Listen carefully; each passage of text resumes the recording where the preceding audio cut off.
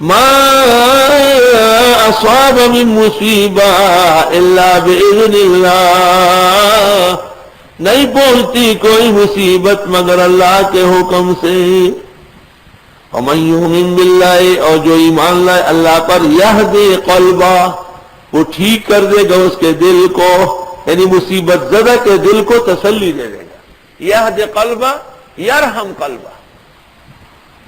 واللہ بکل شیء علیم۔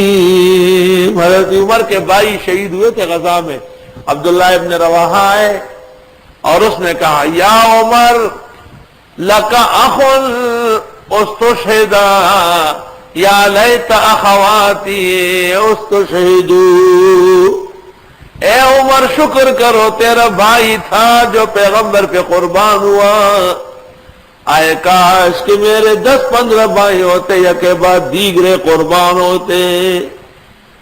تو عمر کہا کرتے تھے عزانی، ایسی تسلی، ما عزانی احد مثلہ، ایسی تسلی کسی نے نہیں دی۔ دیکھو اسد الغابہ